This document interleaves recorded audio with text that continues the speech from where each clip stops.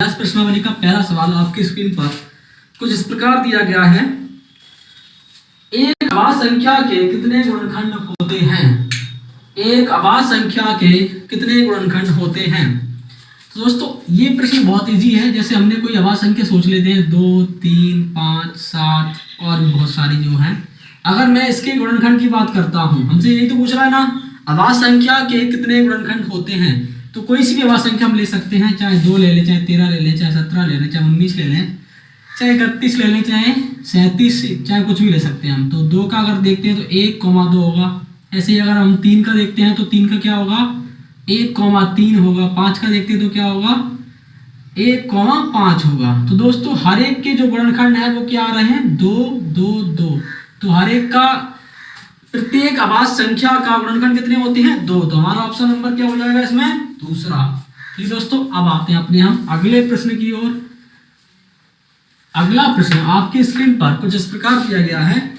18 और 24 में उभयनिष्ठ गुणनखंडों की संख्या क्या है? तो दोस्तों उभयनिष्ठ गुणनखंड का मतलब क्या हो गया, उभयनिष्ठ मतलब होता है कॉमन और गुणनखंड मतलब होता है फैक्टर्स। तो कॉमन फैक्टर्स कौन से होंगे इसमें, तो देखते हैं हम। हमसे पूछ रहा है 18 के और पूछ रहा है किसके, 24 के। तो 18 के 1 हो जाएगा, 2 हो जाएगा, 3 हो जाएगा, 6 हो जाएगा, फिर 9 हो जाएगा, फिर खुद 18 और फिर आएगा 1, 24 का आएगा 1, फिर आएगा 2, फिर 3, फिर 4, फिर 6, फिर 12 और 24। तो दोस्तों इसमें हमसे पूछ क्या रहा था, कॉमन। तो कॉमन निकालते हैं हम। कॉमन 6 हो जाएगा और इतनी रहेंगे। तो जो हमारे उभयनिष्ठ गुणनखंड आ गए वो कौन से आएंगे, 1, 2, 3, 6। और ये दिया हमें ऑप्शन नंबर। अच्छा ये पूछ रहा है कितने हैं, तो इसका आंसर हो जाएगा हमारा 4। कितने हैं टोटल, ये 4। ठीक है दोस्तों, जो दिया है ऑप्शन नंबर हमें 4। अब आते हैं अपने हम अगले प्रश्न की ओर। अगला प्रश्न हमारी स्क्रीन पर कुछ इस प्रकार दिया है। 14 और 77 के बीच में 7 के गुणजों की संख्या है। 14 और 77 के बीच में 7 के गुणजों की संख्या। तो देखते हैं दोस्तों 7 के गुणज होंगे क्या, 14 और 77 के बीच में पूछ रहा है हमसे। तो यहाँ पर देखो क्या आएगा, 14 के बाद आता है हमारा 21, 7 चौके 28, 7 पंचे 35, 7 छिंग 42, 7 सत्ते 49, 7 अट्ठे 56, 7 निन्यानवे 63, 7 दाई 70। तो यही तो पूछ रहा है 77, इसके बाद जस्ट बाद आएगा।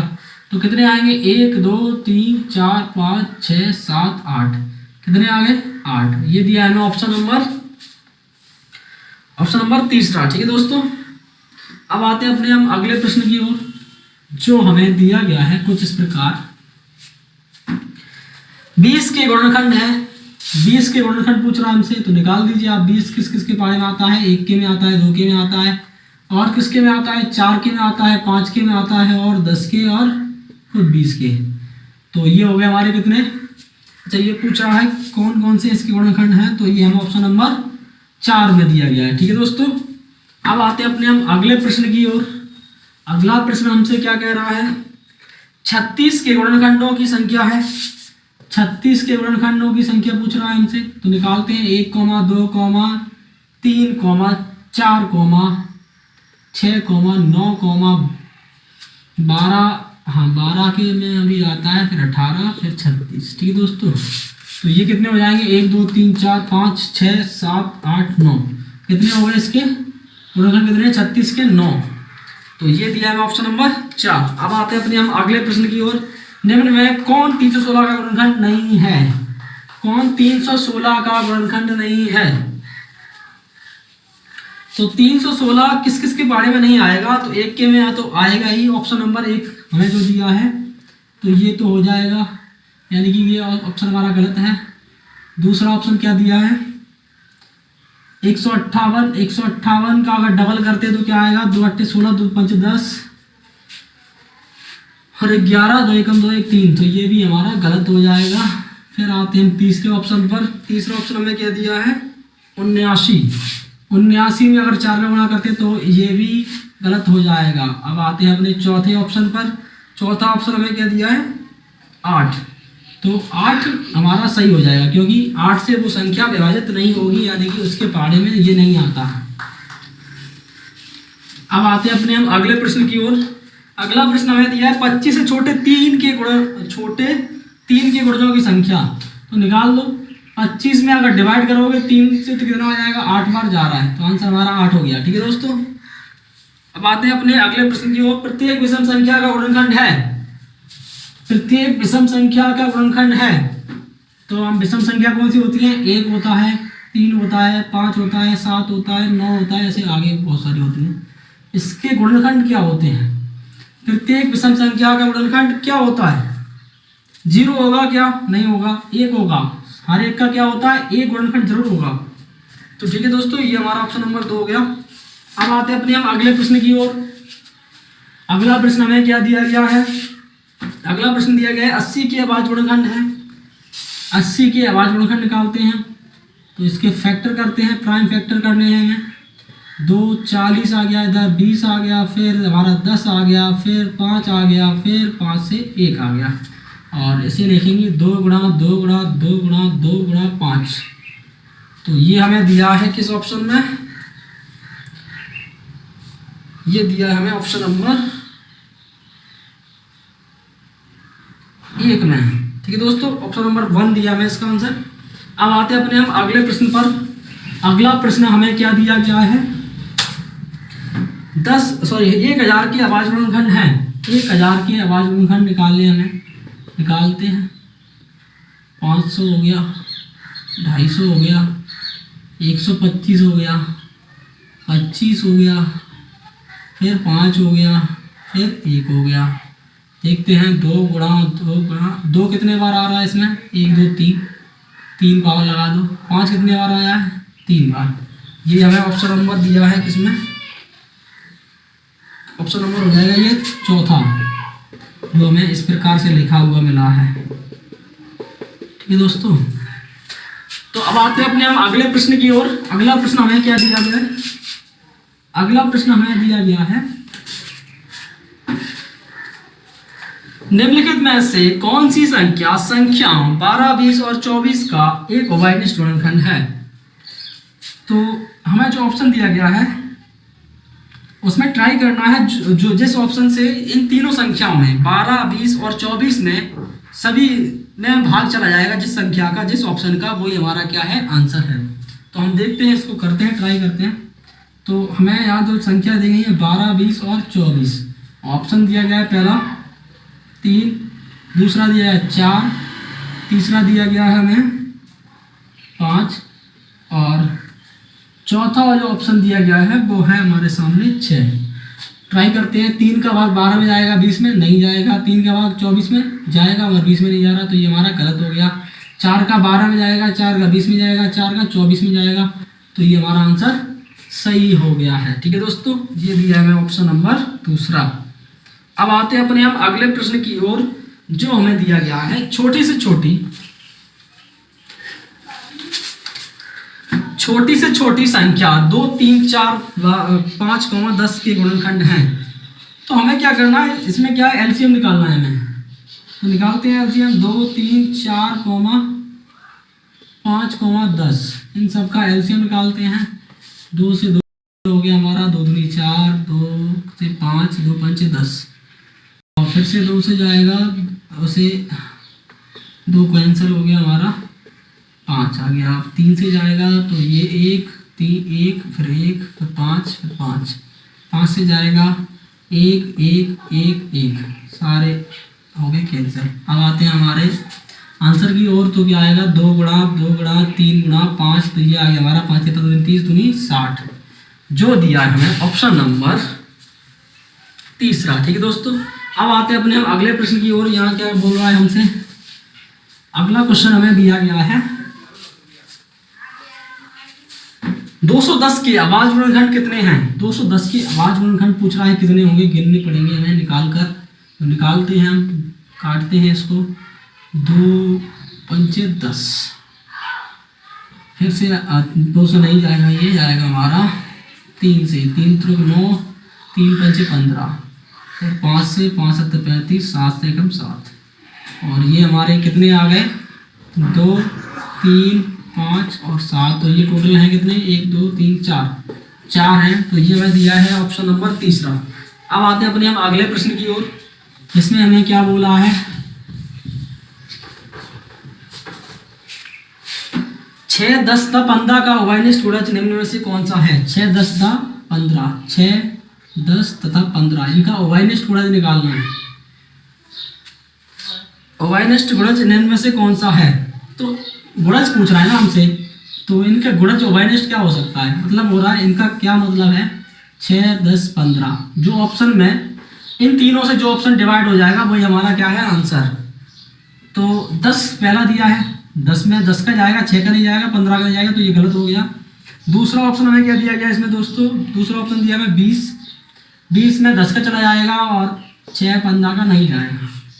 तीसरा ऑप्शन दिया हमें 30, 30 में 6 का भी जाएगा, 10 का भी जाएगा और 15 का भी जाएगा, तो ये हमारा ऑप्शन नंबर सही है, तीसरा।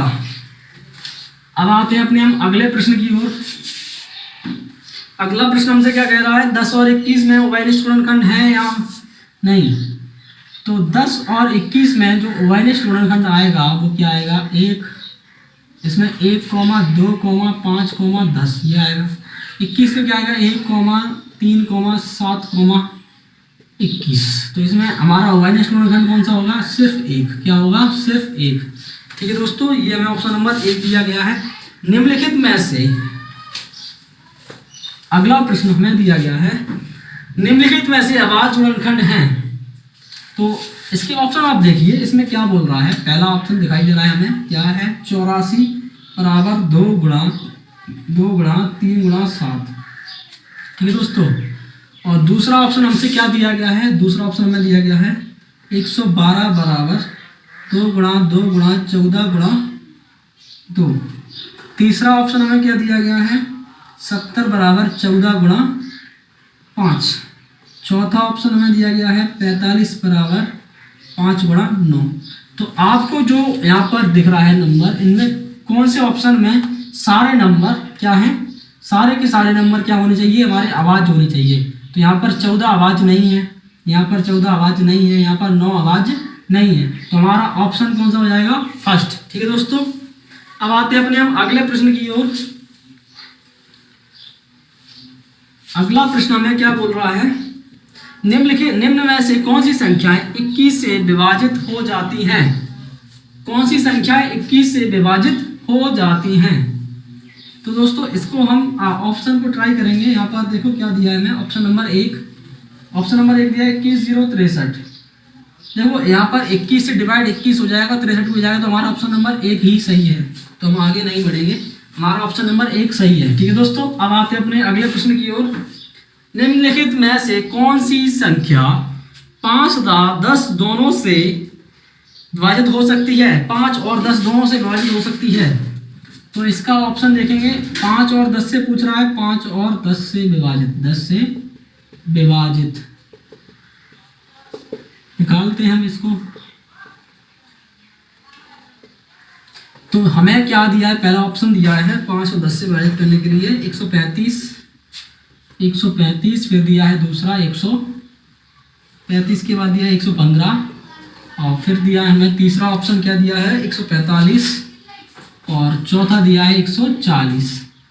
तो दोस्तों यहाँ पर 5 से ये डिवाइड हो जाएगा, ये भी 5 से, ये भी 5 से, सिर्फ 5 और 10 से क्या होगा हमारा 140, जैसा कि हमें उसमें इकाई अंक दिख रहा है। ठीक है दोस्तों, 0 सिर्फ 140 में दिया है।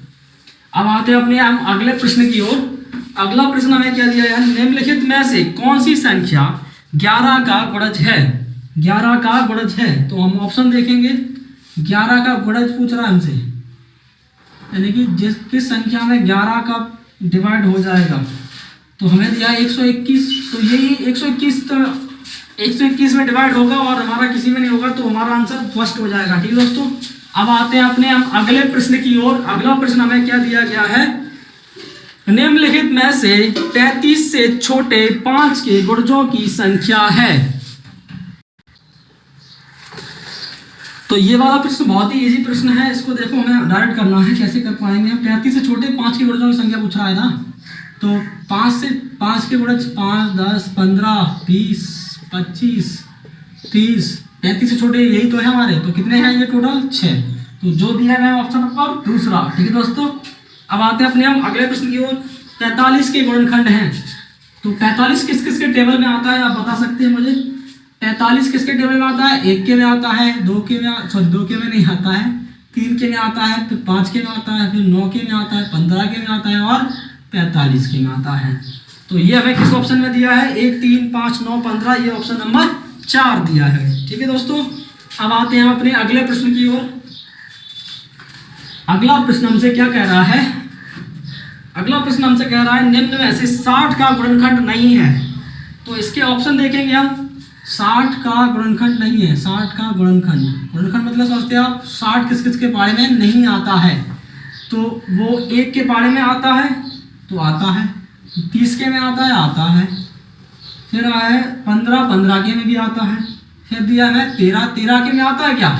तो ये वाला ऑप्शन हमारा सही हो जाएगा। क्यों? इन सब के पारे में 60 आता है मगर 13 के पारे में नहीं आता है।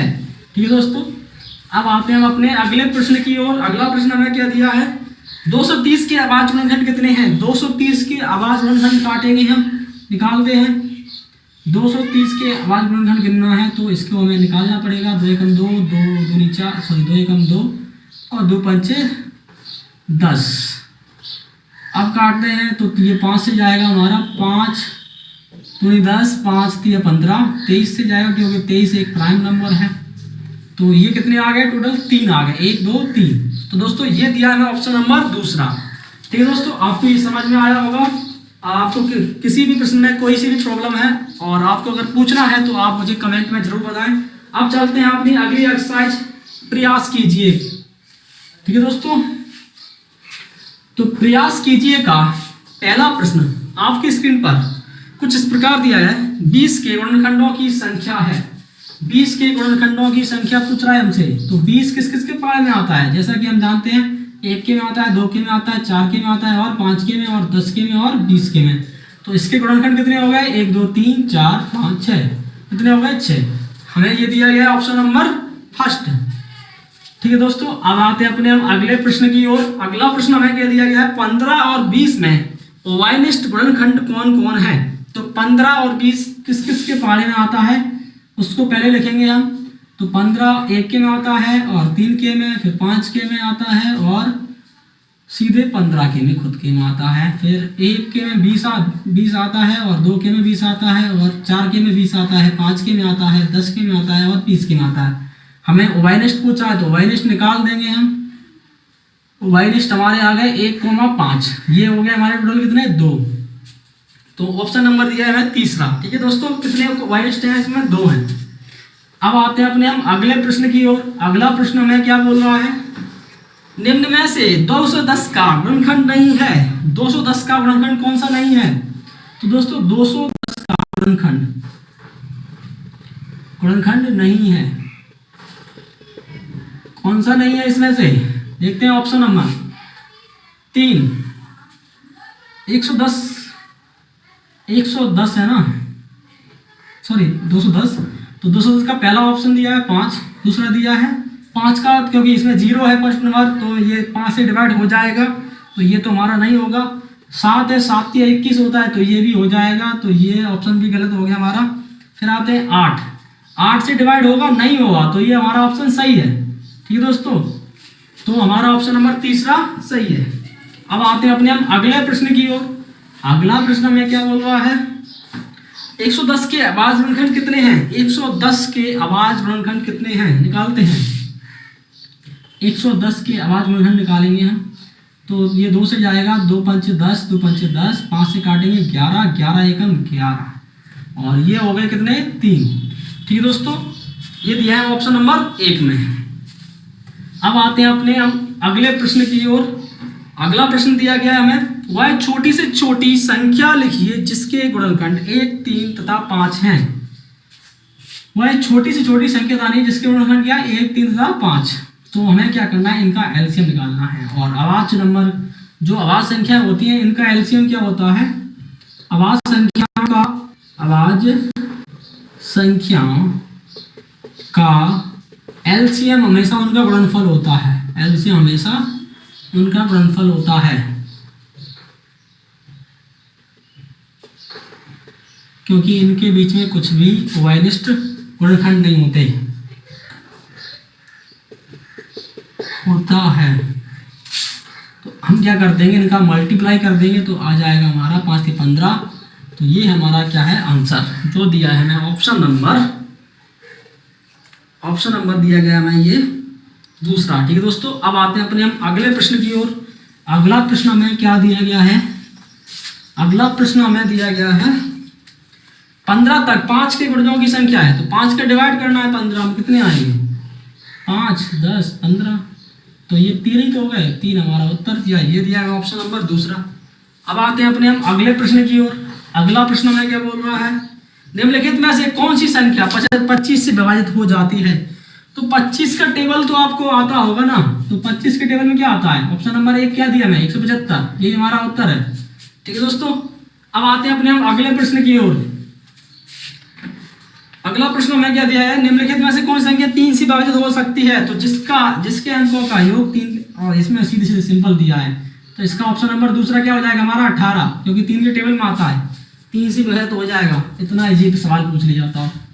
अगला सवाल हमें क्या दिया है, निम्नलिखित में से 85 का गुणनखंड कौन सा है। 85 का, तो 85 को काटेंगे 5 से जाएगा 17, 17 तो हमें 5 गुणा 17 जैसे ऑप्शन में दिया है वो ही हमारा आंसर है। तो ये हमें दिया किस ऑप्शन में है, तीसरा में। ठीक है दोस्तों, अब आते हैं अपने हम अगले प्रश्न की ओर। अगला प्रश्न हमें क्या बोल रहा है, वह छोटी छोटी संख्या लिखिए जिसके गुणनखंड 4 तथा 5 हैं।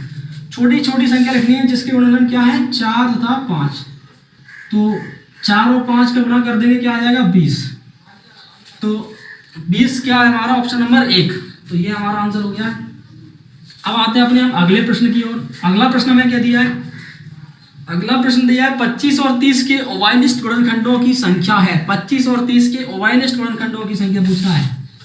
तो 25 और 30 के निकालते हैं हम, अवयनिष्ठ गुणनखंड निकालेंगे तो ये 1, 5, 25, इसका 1, 2, 5, 6, 10, 15, 30 और इसमें अवयनिष्ठ निकाल देंगे तो ये हो जाएंगे हमारे 1, 5। ये दिए हुए ऑप्शन नंबर,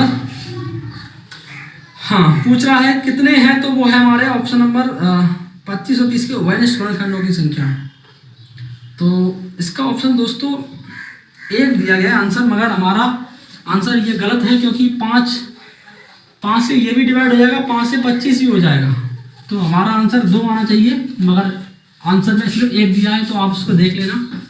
अगला प्रश्न हमें दिया गया है, अगला सवाल दिया है 5000 के आवाज गुणनखंड क्या क्या हैं। 5000 के आवाज गुणनखंड निकालते हैं तो 2 से गया ये 2500 आ गया, फिर 2 से जाएगा ये 1250 आएगा, फिर 2 से जाएगा तो ये हमारा 625 आएगा, फिर ये 5 से जाएगा तो यहाँ हमारा 125 आएगा, फिर 5 से जाएगा तो ये 25 आएगा, फिर 5 से जाएगा तो ये 5 आएगा, फिर 5 से जाएगा तो ये 1 आएगा। तो ये हमारे कितने हो गए, 2 हो गए 3 और 5 हो गए 4। तो 2 गुणा 2 गुणा 2 गुणा 5 गुणा 5 गुणा 5 गुणा 5 और ये दिया है हमें ऑप्शन नंबर दिया गया हमें इसका दोस्तों तीसरा। ठीक है दोस्तों, ऑप्शन नंबर हमें दिया है तीसरा। अब आते हैं अपने अगले प्रश्न की ओर, जो हमसे क्या कह रहा है। अगला प्रश्न हमसे कह रहा है 225 के आवाज गुणनखंड हैं। 225 के आवाज गुणनखंड निकालने हैं तो निकालते हैं।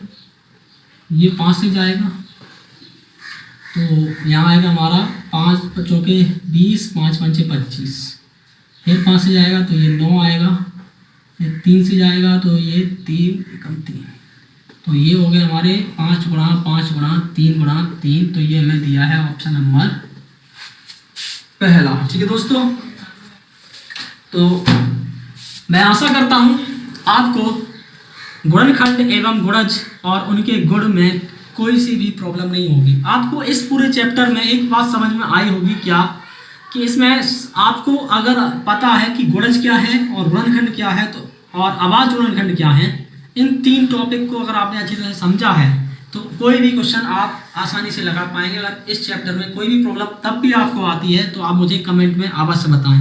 धन्यवाद।